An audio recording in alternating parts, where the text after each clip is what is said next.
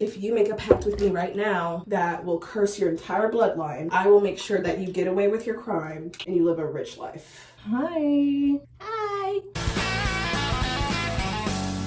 So here's the deal. I know I've been gone for months after saying that I was gonna be back next week. I tried my best. One, I actually do have a video that I'm editing and it's taking too damn long. So what I'm gonna do is just make this as a filler. It's gonna be a little bit of a rant about, you know, the title. I was like, I am overthinking everything. Like, one, I'm taking too long to film this like really long video that I made while I was sick, mind you, because the video that I made was literally supposed to come out the next week, right? But then I went to Beyonce. Hey, I got really sick from seeing Beyonce. So I was like sick for a week and I have a job where I have to speak, right?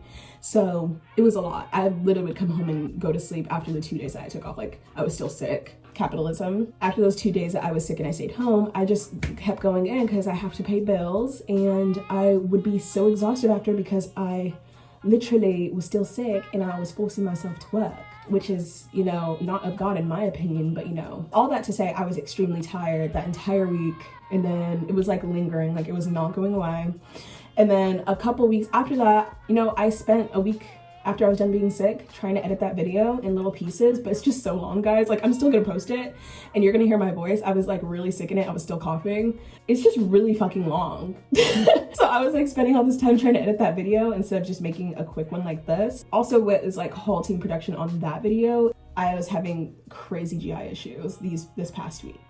Like, it's the same thing. Like, I would come home and go straight to sleep after taking medicine because I did not know what was going on. Like, I've never had TMI. If you don't like hearing about this stuff, I'm gonna put a timestamp. I had the craziest acid reflux of my life. I've never had that. I've never experienced that, never felt that emotion. It was really disheartening for me. It was really scary. I thought I was gonna die. Do not WebMD your symptoms when you're sick. If you're like me, like stomach cancer, like girl, shut up. Why is it on there? No, but yeah, I was just battling that. I've never had that in my life. So, but thanks to L-glutamine, not sponsored, your girl is together. Her stomach lining is now intact. I even had cheese, which if you know me in real life, you know I probably should not be eating cheese, but my stomach lining is intact now, so I think I'm okay to have some, just a little bit, as a treat. Anyway, this video today, I was like, let me just go ahead and get ready for my day since work is taking all of my time and all of my energy. I might as well get some little rants or something out while I'm getting ready. And this commenter wanted me to have some more visually stimulating content, so why not do it like this, right? You know, instead of putting like subway surfers right here when I talk, you can actually see something that's visually capturing for you. Let's get into it. I'm gonna go put some clothes on first, and I'm gonna come back. Wow, can I speak? I'm gonna put some clothes on and then I'm gonna come back and then we're gonna get this on. Yeah. This is the basis of my outfit, guys. But don't worry, it's gonna get more interesting than this. A little bit of a fashion girly, if you couldn't tell already. The show, let's get into it. I don't want my demons to hear me. So what is the fall of the House of Usher? If you're watching this video, I assume you already know what it's kind of about, but just a quick preface, my own preface, I'm not reading off anything, y'all. This is a rant. It's gonna be a little disorganized. I apologize in advance if I ramble, but editing me will pop in to make anything make more sense if I feel like I don't when I'm editing this video, right? Also, quick disclaimer before I jump into it. I swear I'm almost getting to it. If you haven't seen this video before, feel free to watch this video, but there will be spoilers. Like, it's part of my little theorizing. That's why I'm ranting about it. It's like a little bit of a, my take on the first watch. So I'm going to be spoiling it. I would suggest you guys go and watch it for yourself and come back and watch this video. But if you must watch this video before watching that, I promise you it's not scary if you're a scaredy cat. There's not really that many jump scares. It's kind of just like, oh my God, look, these people look decrepit because they're dead. That's about it. There's not too many jump scares, or you can see them coming, honestly. I would suggest, if you must watch this anyway, I would suggest you watch it, watch this or watch that, but like at the end of the day, come back, treat it like a book club and tell me what you thought about the show. Tell me if you agree or disagree, because I think it's interesting. And like I said, this is my first watch. I plan on watching it again. Maybe I'll make a full like researched, edited video about it again once I do my second watch and I like actually take notes. But this is just me spitballing because it's actually, Mike Flanagan writes the most, I feel like he has like really impressive writing and really relatable writing, because he's always writing about family dynamics, and that is something that has been a little bit contentious for me personally, so I always gravitate towards that kind of content. But anyway, back to what I was saying at first. The Fall of the House of Usher is 2023 series. So I think it's about 10 episodes on Netflix. It's made by Mike Flanagan, who you might recognize as the creator of Haunting of Hill House and Haunting of Bly Manor, as well as the Midnight series, Midnight Mass and Midnight Club. I watched all of those. And yeah, it was literally just let out recently for the Halloween season. Now, I don't know if I'm jumping the gun on this, but I just want to kind of go into what I was thinking about here before I even turn the camera on. At the core of all Mike Flanagan stories, I believe, is some type of love, whether it be romantic love. I feel like familial love is almost always involved. Love for life. Just love is at the core of all his series. But Fall of the House of Usher is a little bit different. So just to kind of outline what I mean by that. Haunting of Bly Manor, Haunting of Hill House, and honestly, the Midnight series, but specifically the Midnight Club, have love at the core. Haunting of Hill House, familial and romantic, but mainly familial. It's very heavy on the family and sibling dynamic. Haunting of Bly Manor is about romantic love. It also has secondary roots in familial love themes as well. But I feel like that one is more heavily focused on romantic love for obvious reasons, like you see it everywhere. Then I feel like the Midnight Club, it's about love for life. That one is about teens who are literally, they're all dying of different cancers or diseases that are plaguing their lives, and they're struggling with their mortality, basically, their love for life as well. The main character in particular has an extreme lust for life. And a lot of the events in the series are because she doesn't want to let go of living. So, love for life, right? You follow me? Okay. Now, where I start to see a change is Midnight Mass, because I feel like, of course, there is a love of community in that story, but more than that, it's overwhelming with religious trauma is the core of that story. But like I said, love of community as well. That can definitely be something rooted there, but I feel like it's also about community trauma, communal trauma, religious trauma, familial trauma. I feel like there's a lot of relationships that are sullied by outward appearances and coming off the right way and being morally, ethically good, or being even holier than thou, depending on what character you are. So I would say that love may be at the core of that story, but it's kind of like something they find towards the end. But at the core of that story, I feel like, is religious trauma and the trauma of not being who your family wanted you to be. And then also other things, because that one is actually one of my favorites. I would love to do a story about, I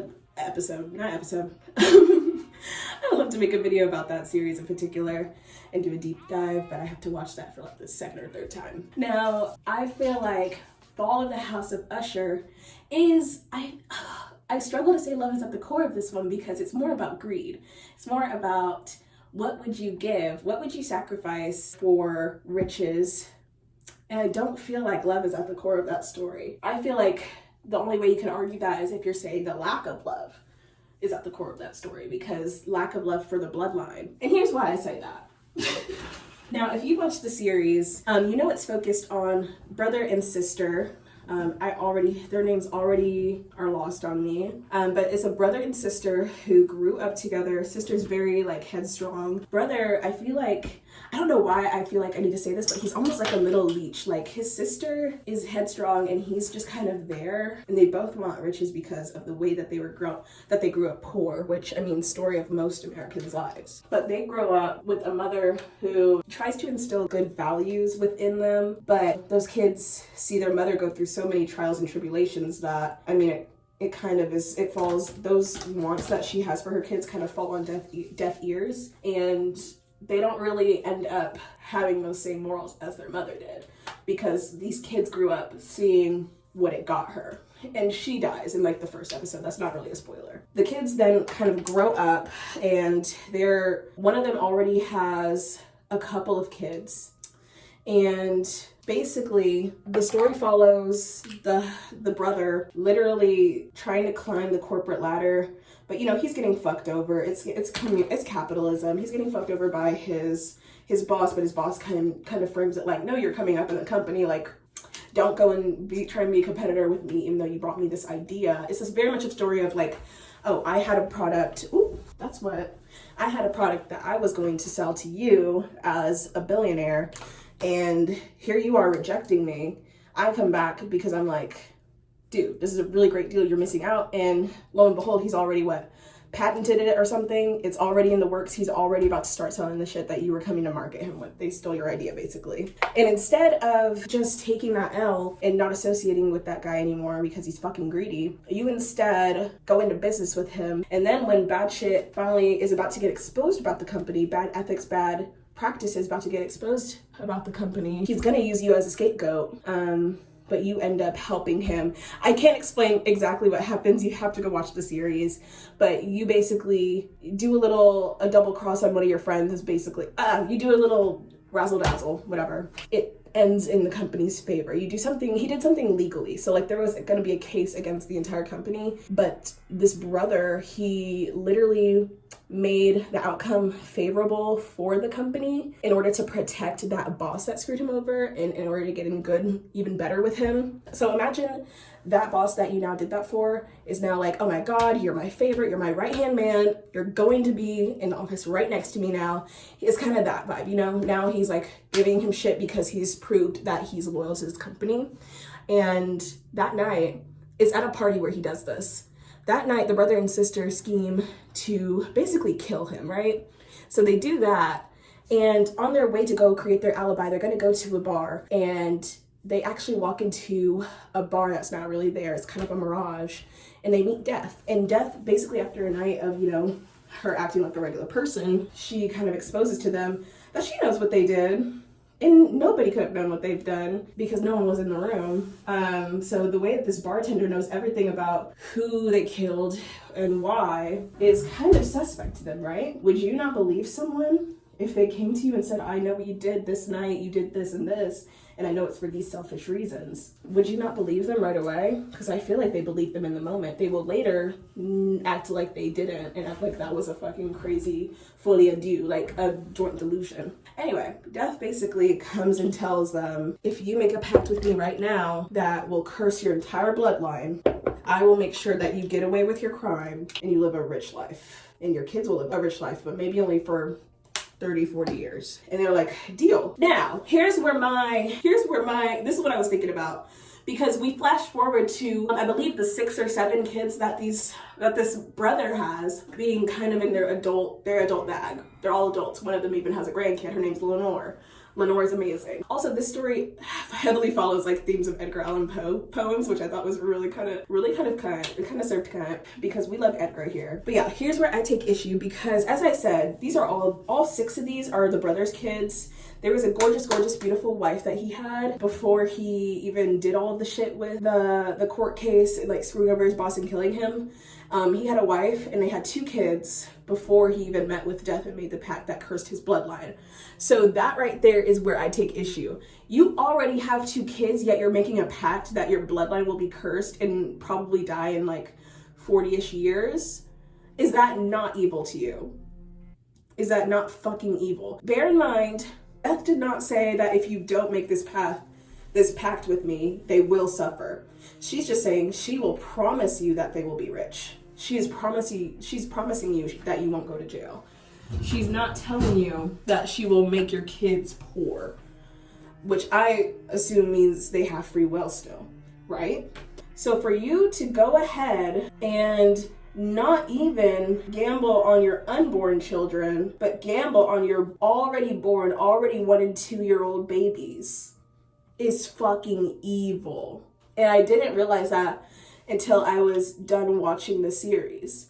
Like, I honestly just thought about that again, and I was like, wait a fucking minute, this guy is evil. And the reason I take issue is because the whole series, you know, Mike Flanagan, he purposely did this because I almost didn't catch it.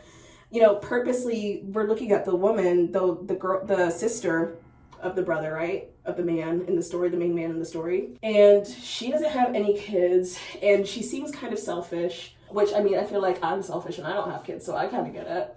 She seems kind of selfish, and she doesn't have any kids, and she's very headstrong, but she didn't make that decision for him about, you know, cursing the bloodline. She was actually kind of reluctant, and she was like, are you sure you want to do this? When he was saying yes, knowing that he has 2 kids already born.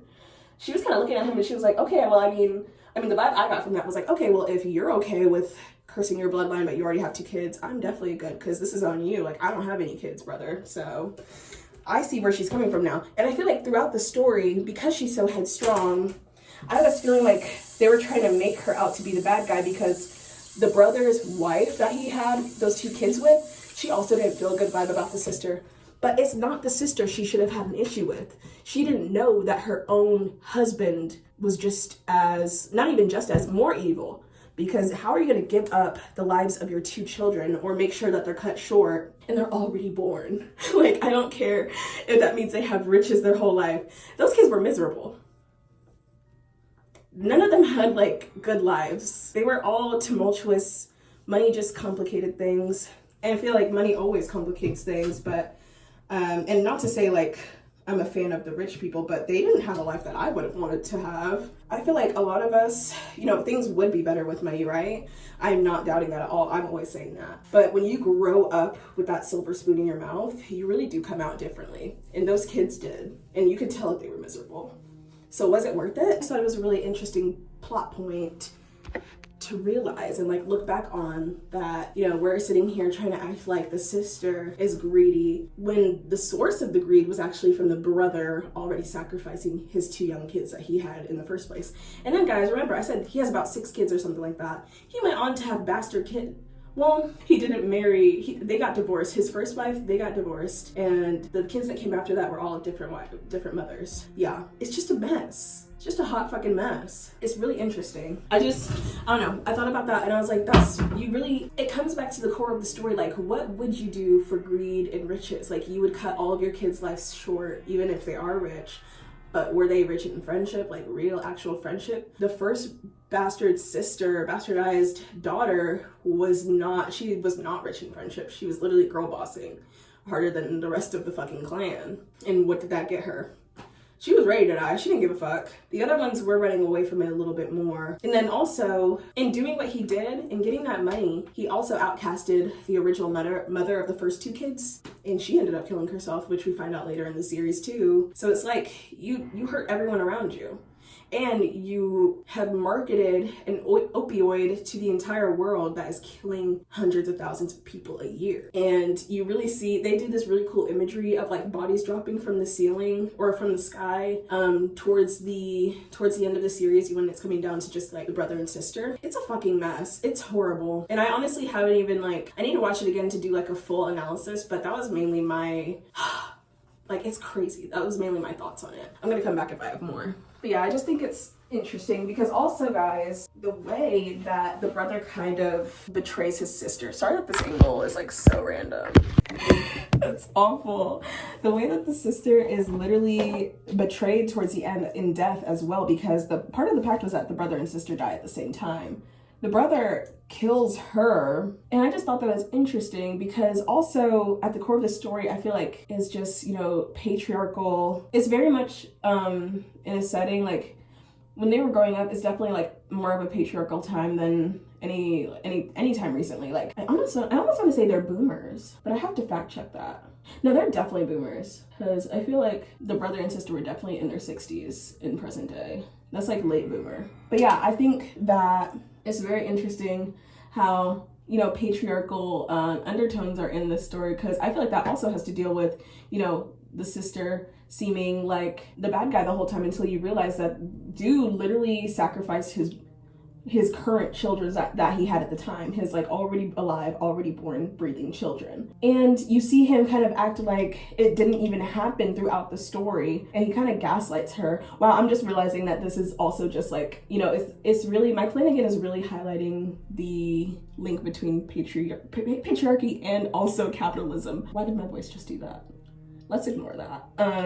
Like he really highlights the correlation and how one perpetuates the other, which I also think is interesting. And you see that play out with also just how the sister is perceived throughout the movie. Like I feel like we don't see her work a job at all. And that's definitely like something that stems from the time that they're in. I want to say it was like the 60s or 70s. I don't fucking know. I really don't know, guys. I didn't look this show up before. I literally just watched the show once while I was doing nails, which also, let me tell y'all, me doing my siblings' nails is also part of the reason that I have not like posted in a minute, because when I did have free time, they were like, hey, you want to do these nails? And I was like, no, but like, come on, because I'm a good big sister and I do care about your nails. But yeah, that's super interesting. Also, I feel like wrapped up in that, I'm not sure if it kind of like is addition on top of like my whole patriarchal discussion, that rant that I just went on, but like the fact that Death comments on, you know, to the youngest like granddaughter, she's like maybe a little bit younger than me.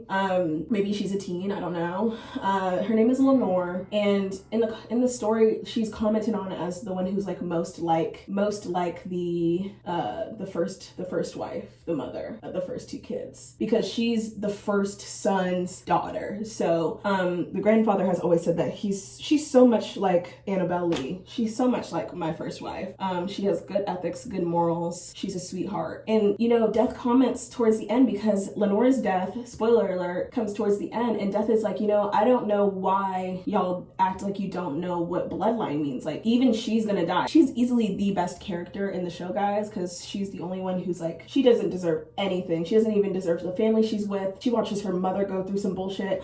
It's like, oh my god, y'all are realizing, I'm realizing so much stuff, because in the story, that first son, like Lenore's dad, is literally, he turns abusive towards the wife because the wife ends up in the hospital for something that happened in the first couple episodes, ends up in the hospital badly burnt, and whenever he's like trying to get her home so that he can fucking abuse her, he shoots her up with drugs and he like rips her teeth out, and it's insane. And the daughter is literally like, Dad, like, why are you not calling, before he rips her teeth out and everything and does his like big show of you know, being a fucking narcissistic asshole, you know, the daughter is like, Dad, why are you like sending the doctors away? Like, what the F is going on? And he's just acting like he doesn't know what she's talking about, and she's being crazy. There's a big theme of gaslighting in the story, and I need to look a little bit more into why, because it's really interesting to like look back on the show and think, damn, like, this is the problem and this is the root of the problem. But I need to figure out if that's what Mike Flanagan is saying. Like, is he saying, like, is he just kind of echoing what he sees to us, and that, you know, patriarchy and the man thinking that he has to act a certain way is directly correlated to greed and capitalism?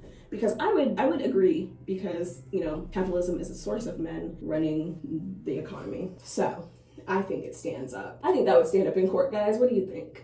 I think that's pretty much all I have to say about the show at the moment. Like I said, I know I just said it like 5 times, but I have to watch the show again, and I would love to give y'all like some sources as to why, like, to back myself up, and maybe even find something new that I haven't thought of before. But like, I feel like those are the core themes, you know, patriarchal society and misogyny. And I think it's a lot about karma, because you act this way. It's the way you act. You act this way and you expect to not meet death at the end. And, you know, I feel like if I research this stuff, I'm going to find a lot of people commenting on the fact that they think that that's not death, that they think it's the main lady offering karmic justice is actually the devil. And I'm going to be like, no, baby, just because this is labeled a horror or a thriller doesn't mean that that's the devil. Miss Girl, played by one of Mike Flanagan's faves, the Mike Flanagan originals. Also, can I just say, I love how he recycles his actors. I feel like I don't know anything about them. I've never watched any of their like interviews, if they have any, but I just think it's so cute that he's always using the same few people. Like, those are some of my favorite actors.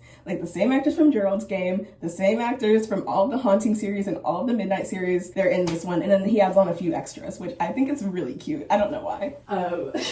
But yeah, these are the shoes I'm wearing. These fucking hurt. They fucking hurt me. I'll put you back up here. I feel like I'm gonna see a lot, if I look it up, I'm gonna see a lot of people speculating that one of the main deliverer of justice and of death in this story is actually the devil, but she's not the devil and she's not a demon, in my opinion. And I feel like this is evidenced by the way she acts, and I feel like she's just death. She's actually extremely fair. Maybe she's karmic death. Maybe there's multiple deaths, because she literally, in several instances, she is never forcing anyone's hand. She just says, this is something that will happen because it's fated to happen. You're fated to go to jail for X, for example, but if you want to make a pact with me for this, I can make sure you don't go to jail for that. She's not forcing their hand. She's just telling you that you will get She's not blackmailing anyone. She's saying this is going to happen. I'm not going to make it happen, but this is going to happen. Because I don't think she ever says, I'm going to make this bad thing happen to you. She never threatens them. She just tells them what is coming, because all of these people in the show are not good, guys. I don't know if I haven't made that clear yet. None of the people in the show are good except for Lenore. And arguably her mother. I mean, I'm sorry. If you watch the show, you're gonna be like, no, she's gonna cheat. But I've come around on thinking that cheating makes you a bad person. I feel like bad people do cheat, but is every cheater a bad person? I have to think about that. The jury's still out. I think it depends. But anyway, I think that, I don't know her fucking name, but I'm gonna put her picture on the screen, and she always gives them the option to do or not do what she's telling them. And I forgot why I was saying this.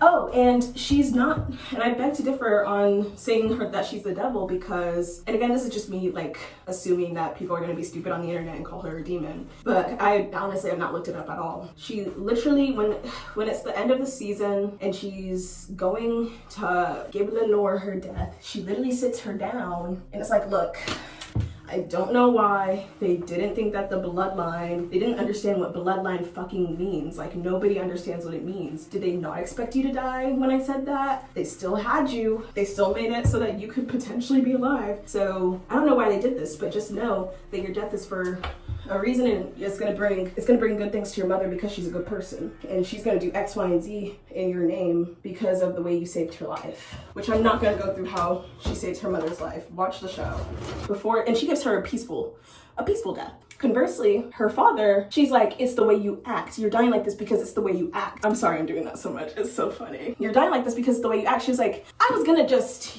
make you die in your sleep, maybe do something normal. But then you brought your wife home. But then you got the pliers. But then you drugged her. And now you're going to die arguably the most horrific death, and you're gonna watch it happen to yourself, and you're not gonna die instantly. You're gonna suffer because of what you chose to do, because it's the way you act. I love saying it's the way you act. Who is that guy, y'all? Like, I don't want to look into him because I just know in my heart he's probably not a good person, but that shit was really funny. Like, why did he do this? So that's why I say she's not a demon, she's death, because, and maybe even karmic death if you want to say that there's multiple, because she literally gives you what you deserve at the end of the day. She's not unreasonable. She's not. She said if you play stupid games, you win stupid prizes. And I'm inclined to agree. But yeah, y'all, I think that's basically all I have to say. I'll step in here and add anything that I didn't think of, but like I said again, like, this is just a quick little theorizing little rant about the show. But I'm like a big Mike Flanagan stan. I don't know if he's done anything wrong, y'all. Please don't beat my ass. I'm a really big Mike Flanagan fan because I love the way he writes. I love how family dynamics are always at the core, or love is always always like involved at least. And he just writes his characters so beautifully, and they always are characterized, I feel like, in a easily understandable and digestible manner. And he just has so much symbolism thrown in there. Fall of the House of Usher, it's also a little different from all of his other works, because while the other ones were like, they have humorous moments, like they're about families, like families have fun moments. This one was, I feel like, him stepping into his like Ryan Murphy, I'm coming for you bag, because he chose to be funny, hee hee ha ha. Like, he was making jokey jokes with some of these deaths. It was crazy. Do y'all see the fit? Do y'all see the fit? But yeah, that's all I have for y'all, honestly, truly. Look out for my next video. I'm gonna make one next week regardless. I don't know if it's gonna be the long one that I was gonna make. The long one I was gonna make is about the bear. We'll see if I edit that this month at all. But I also have something spooky that I might post instead for Halloween, since it's coming to the end. But yeah, subscribe. Go down below, look at the links, follow me on Instagram, Twitter, stuff like that if you want to see my face or hear me talk outside of the videos that may come weekly, maybe monthly. But yeah, come back, subscribe, like, leave me a comment, go watch the series and leave me a comment, or if you've already watched the series, leave me a comment about anything. It doesn't have to be about what I spoke about, but anything at all, because if I make a follow-up video to this with more research, I want to hit some of the things that y'all asked me about. Yeah, I hope you have a great rest of your day. Bye!